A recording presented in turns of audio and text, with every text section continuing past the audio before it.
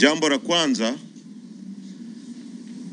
tunawaalika Watanzania wote kokote waliko kesho mahakamani kusikiliza kesi ya kiongozi wetu Tundu Lissu. Na tunawaomba jeshi la polisi na vyombo vya dola vya Tanzania wasifanye fujo kwa mtu yoyote, kwa sababu makusudi yetu ya kuja kwenye kusikiliza kesi ya kiongozi wetu ni makusudi ya amani, kwa sababu hii ni kesi iko kwenye mahakama ya wazi, na sheria zetu kifungu cha 186, kesi inapokuwa kwenye mahakama ya wazi ni kesi kwa ajili ya public na public isikilize. Hii ni kesi kubwa, ni kesi yenye public interest, ni kesi ambayo hukumu yake ni kunyongwa mpaka kufa. Kwa hiyo hatutaki ifanyike gizani. Tunahitaji hii kesi iwe wazi kwa kila mtu, vyombo vyetu vya dola vikae pembeni, na tunaiomba mahakama itoe spika nje, Watanzania wapate nafasi ya kusikiliza. Watakao kosa nafasi wasikilize kinachoendelea ndani ya mahakama, kwa sababu Lissu ni kiongozi mkubwa wa upinzani, na huwezi kumtry kama unatry tu mtu ambaye amefanya kesi ya uhalifu wa kuku. Na itashangaza sana kama hawa watu watakuwa wamekosa tolerance. Nimemsikia Charamira, ndugu Charamira, mkuu wa mkoa wa Dar es Salaam, anaongea, anapiga kifua. Nimemsikia RPC Mliro anapiga kifua. Mahakama sio sehemu yao, hawezi kuipangia mahakama nini ifanye. Mtakumbuka kesi ya kina Mandela ya Livonia trial, hata makaburu weupe waliruhusu watu weusi wasikilize kesi ya viongozi wao. Haiwezekani nchi yenye uhuru miaka 63 leo viongozi weusi wenzetu mkamate mtu wamwekee kesi ya bogus, kesi ya uongo, kesi ya kijinga kabisa kwa lugha sahihi, ya treason, kesi ya kisiasa ambao wamemwekea uhaini wa kisiasa, kujaribu kumnyamazisha kwa misimamo yake ya kisiasa, alafu wazuie hata wanaompenda kuja kuisikiliza. Kwa hiyo hilo ni jambo la kwanza. Lakini juu ya hilo pia tunaitaka serikali na tunamtaka Rais Samia, kwa sababu hii kesi ni yake, aiondoe hii kesi mahakamani, wamfutie Lissu kesi ya uongo ya uhaini, kwa sababu Lissu sio muhaini. Huwezi kufanya uhaini kwa raia ambaye hajawahi kuwa mwanajeshi, hana kikundi chochote cha kijeshi anachokiongoza. Hawawezi kuithibitisha popote. Mwisho wa siku itakuwa kesi kama ya Freeman Mbowe. Na ni ajabu kwamba chini ya utawala wa Rais Samia kwa miaka 4 ya kwake amejaribu kuwafungulia viongozi wa chama hiki kesi mbaya. Alijaribu kumfungulia kesi ya ugaidi mwenyekiti Mbowe ambaye hukumu yake ni kunyongwa mpaka kufa. Amejaribu tena kumfungulia Lissu kesi ya uhaini ambayo hukumu yake vile vile ni kunyongwa mpaka kufa. Chini ya miaka 4 tu ya kwake, viongozi wa chama kikuu cha upinzani chini ya utawala wake wanafunguliwa kesi 2 za uongo. Kwa hiyo hii kesi iondolewe mahakamani, Lissu arudi mtaani, tuendelee na shughuli zetu kama zilivyopangwa.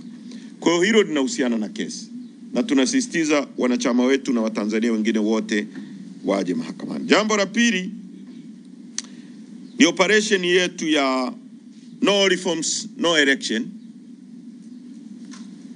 Bila mabadiliko hakuna uchaguzi. Itaendelea kama ilivyopangwa kuanzia tarehe 3 mwezi Mei, na tutakuwa na timu 2 kama zilivyokuwa awali. Timu moja itaongozwa na katibu mkuu na timu nyingine nitaiongoza mimi. Tutaendelea na operation kuanzia kanda ya kati, kwa maana ya mikoa ya Morogoro, Dodoma na Singida kuanzia tarehe 3. Baada ya hapo tutaendelea na mikoa ya kanda ya magharibi, Katavi, Kigoma na mikoa mingine ya kanda magharibi. Na katika hilo tumeona dalili za kuanza vitisho katika kujaribu kuzuia operation hii isiendelee. Ndio kama kile kilichojitokeza jana, ambapo sisi tuliandika barua tarehe 16 ya kuwataarifu polisi juu ya mikutano yetu. Tumefanya maandalizi kwenda Kariakoo kuzungumza na Watanzania ambao pia wengi wana matatizo. Tulipofika eneo la mkutano, polisi wakaja na barua kutuzuia. Eneo la tukio tumewapelekea barua siku 6 zilizopita. Jana tarehe 22 tukiwa kwenye eneo la tukio wanakuja kutuzuia. Wamefanya fujo, wamenikamata mimi, wamekamata walinzi wangu. Wameondoka na sisi, mimi na pamoja na katibu wa idara Elizabeth Mambosho. Wamezunguka na sisi kwenye gari. Wametuambia kwanza tumeenda kituo cha polisi Msimbazi, wametuchukulia pale kwenye gari ya Hilux. Wametoka na sisi, wamepita, kulikuwa na jamu sana. Wakatuelekeza kwamba wanatupeleka kituo cha polisi Central. Tumefika Central, wakakunja, wakaingia barabara ya mwendo kasi. Tumekwenda mpaka Kisutu, wakaoda ving'ora vyote vya magari tulivyokuwa navyo vizimwe. Tukashika hiyo barabara ya kuja kama tunakuja Jangwani, tukapita kwenye mwendo kasi. Nikajua labda wanatupeleka Mburahati. Tumefika Magomeni hapo, wakakunja, tukaingia kama tunakuja makao makuu ya zamani Kinondoni. Wakaingia Mwananyamala, wamezunguka na sisi, wamekuja kutudrop saa 2 usiku barabarani. Sina simu, sina pesa, sina mawasiliano, wametushusha barabarani. Paka mimi nikajiuliza hao ni watu walikuwa wamepanga, kwa sababu hii ni abduction. Tulitekwa na polisi, na baadaye nakuja kuona taarifa ya Muliro anasema kwamba polisi hawakutukamata. Sasa nyie jiulizeni, kama mimi ni kiongozi wa chama, nimekamatwa mchana, vyombo vya habari vikiwepo, Watanzania wakiwepo, picha zimeonekana nikiwa kituo cha polisi Msimbazi, tulikuwa na watu wa Jambo TV na baadhi ya watu tuliongozana nao kwenda pale. Ghafla polisi wanasema hawajanikamata. Lengo lao kutoa hiyo kauli ni nini? Ni watu walikuwa wamerenga wanipoteze kama wanavyopoteza watu wengine? Hili ni swali ambalo linahitaji kujibiwa. Wakati huo huo, RC anasema wako na mimi, RPC anasema hawako na mimi.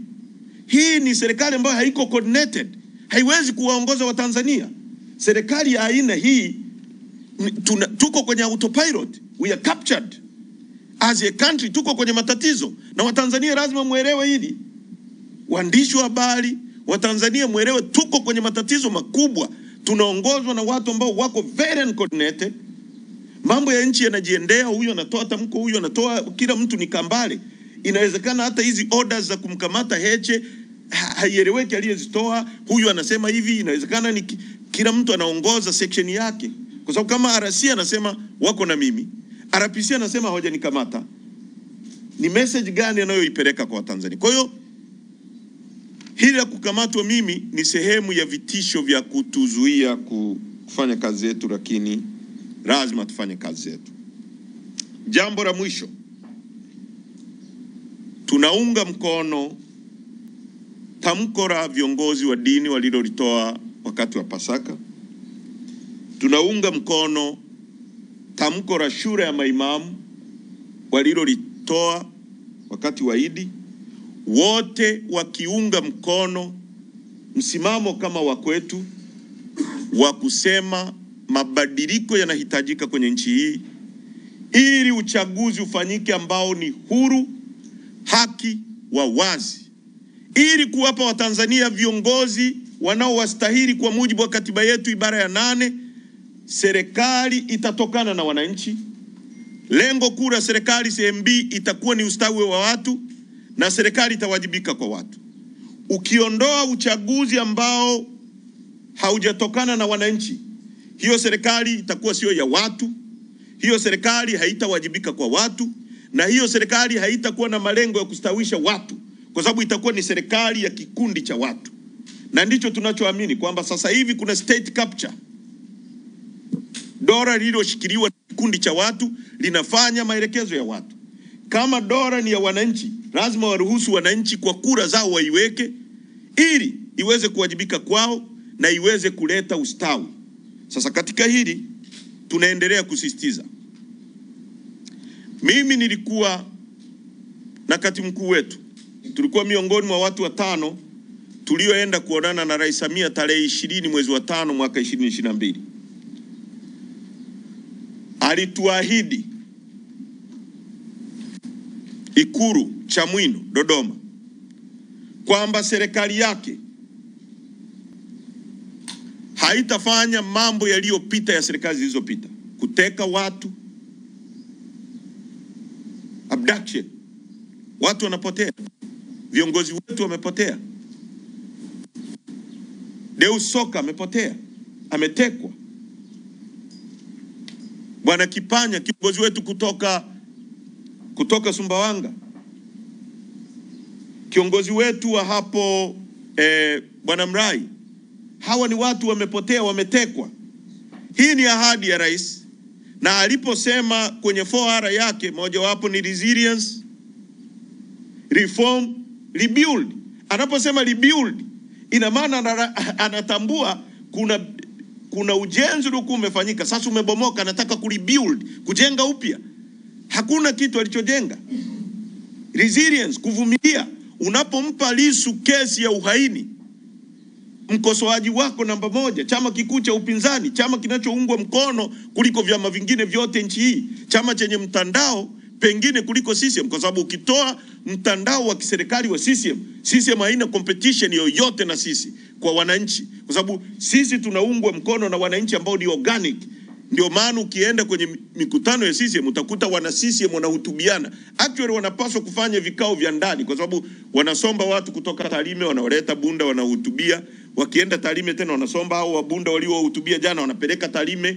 Wakifika tena Tarime wanasomba, wanapeleka Serengeti. Sisi tunahutubia watu wa eneo husika pale tunapokuta organic. Hakuna chama kinachokubalika kama sisi. Ni chama kinachochangiwa na wananchi. Wao wanahitaji kuwapa watu fedha ili waende kwenye mikutano yao. Kwa hiyo ukizungumza kuhusu resilience, rais anapaswa kuwa na resilience na uvumilivu. Ameikiuka. Usisahau kusubscribe, like na kubonyeza alama ya kengele. Asante.